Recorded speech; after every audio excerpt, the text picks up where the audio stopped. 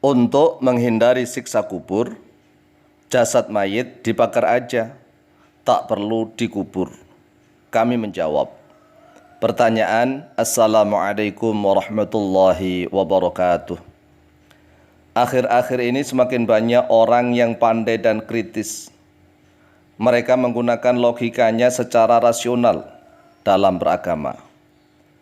Mereka berkata bahwa siksa kubur itu tidak ada. Buktinya, mayitnya orang-orang non-muslim banyak yang jasadnya tidak dikuburkan. Akan tetapi dibakar atau ditenggelamkan ke dalam dasar air. Jika siksa kubur itu ada, maka lebih baik jasad mayit tidak perlu dikubur, namun dibakar aja atau ditenggelamkan ke dalam air saja agar dimakan oleh ikan, sehingga akan terhindar dari siksa kubur. Pertanyaan kami, apakah memang benar bahwa siksa kubur itu ada? Jika memang benar ada, lalu bagaimana dengan mayitnya orang-orang kafir yang jasadnya tidak dikuburkan, akan tetapi jasadnya dibakar atau ditenggelamkan ke dalam dasar air atau ditenggelamkan ke dalam dasar lautan? Berarti mereka terhindar dari siksa kubur dong. Atas jawabannya kami sampaikan terima kasih. Wassalamualaikum warahmatullahi wabarakatuh. Waalaikumsalam warahmatullahi wabarakatuh. Baik. Bismillah jalla wa'ala. Walhamdulillahilladzi khalaqal mauta wal hayata liyabluwal khalqa ayyuhum ahsanu amala. Wassalatu wassalamu ala sayyidina wa maulana Muhammadin nabiyil mustafa wa ala alihi wa sahbihi wa man tabi'ahum bi isanin ila akhiril mutawaffa. Amma ba'd. Faqad qala Allah azza wa jal, a'udzu billahi minasyaitonir rajim. Alhaakumut takatsur hatta zurtumul maqabir. Kalla sawfa ta'lamuna thumma kalla sawfa ta'lamun. Kalla law ta'lamuna 'ilmal yaqin. Latarawunnal jahima thumma latarawunnaha 'ainal yaqin. Thumma latus'alunna yawma idzin 'anin na'im. Al-ayah. Saudaraku kaum muslimin wal muslimat rahimakumullah, ketahuilah bahwa siksa kubur itu memang benar-benar ada, sesuai dengan dasar dalil dari Al-Quranul Karim maupun dasar dalil dari hadis-hadis Nabi. Di antaranya adalah dasar dari Al-Quranul Karim surat Ghafir ayat yang ke-45 dan ke-46. Qala Allah azza wa jalla, a'udzu billahi minasyaitonir rajim. Fawaqahu Allahu sayyi'ati ma makaru wa haqa bi ali fir'auna su'ul adzab. Yang artinya, fawaqahu, lalu melindungi, hu kepada Nabiullah Musa, Allahu oleh Allah. Allah melindungi, menyelamatkan, menjaga kepada Nabiullah Musa. Sayyi'ati ma, pada keburukannya sesuatu, kejahatannya sesuatu, makaru yang telah berbuat makar oleh mereka, yaitu oleh Fir'aun dan bala tentaranya Fir'aun.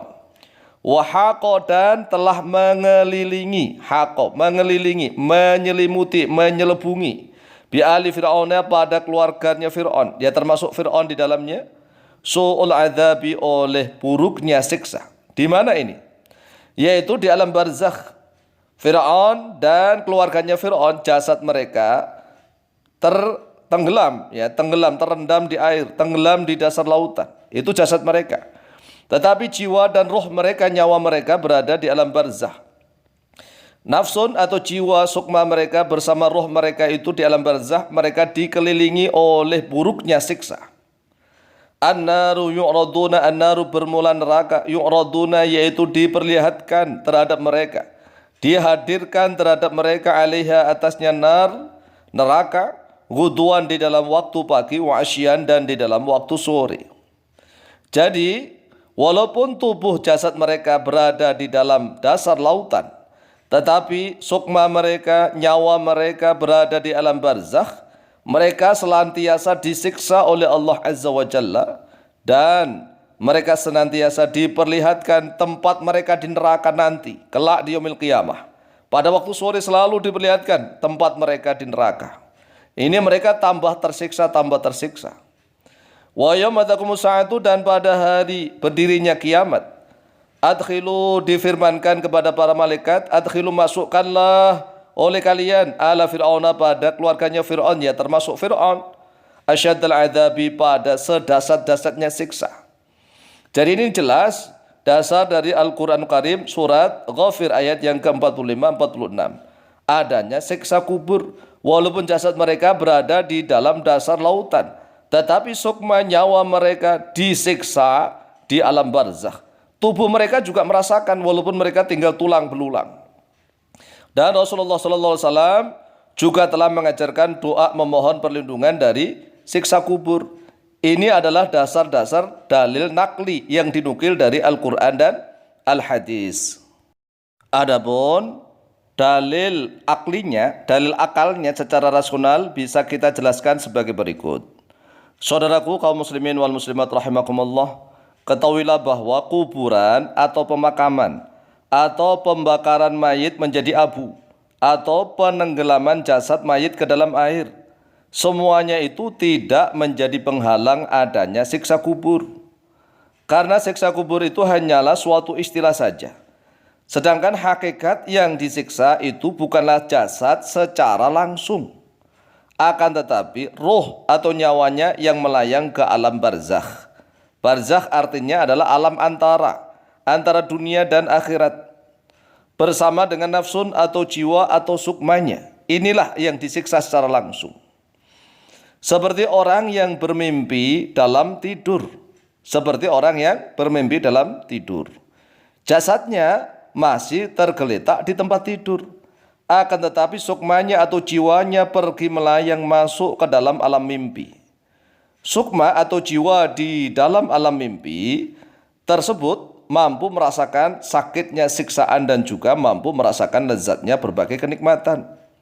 Semisal orang yang bermimpi dikejar-kejar oleh penjahat atau diteror oleh raksasa yang sangat mengerikan, maka sukma atau jiwanya akan merasakan ketakutan yang luar biasa, merasakan takut, tersiksa.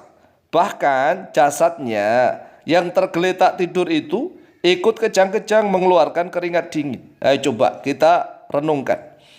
Yang dikejar-kejar itu kan sukmanya atau nafsun jiwanya di dalam alam mimpi. Dikejar-kejar oleh penjahat mau dibunuh, atau oleh raksasa besar, atau oleh genderuwo, atau oleh hantu-hantu dalam alam mimpi. Tetapi jasad yang tergeletak itu merasa tersiksa, menderita, mengeluarkan keringat dingin.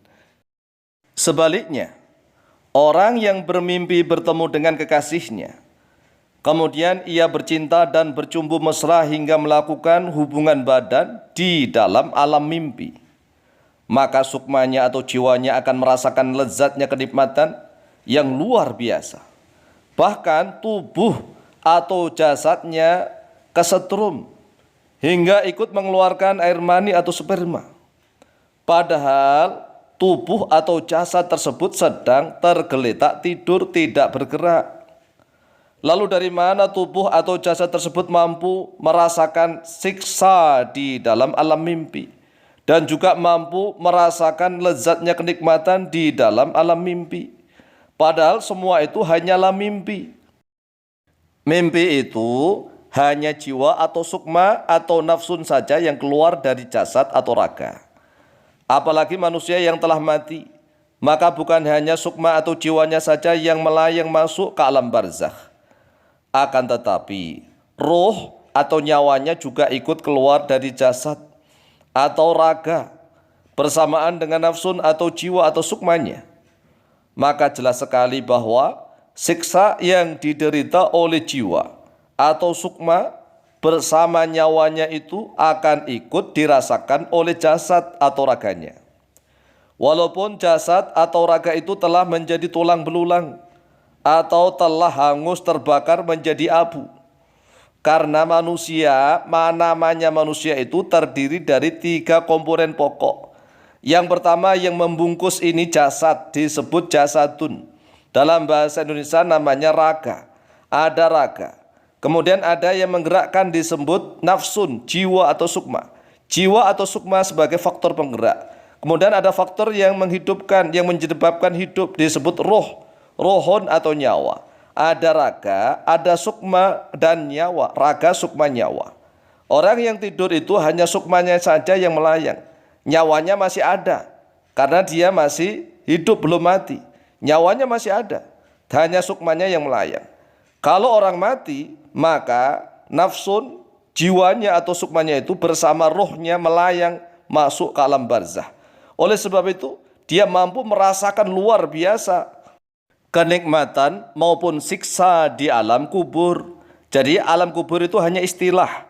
Yang disiksa itu nafsun, jiwanya bersama rohnya di alam barzah. Kemudian nanti kelak di yaumil qiyamah, nafsun, jiwa dan rohnya itu akan disatukan lagi dengan jasadnya, dengan raganya, dengan ukuran yang berbeda. Wallahu ta'ala a'lamu biswab.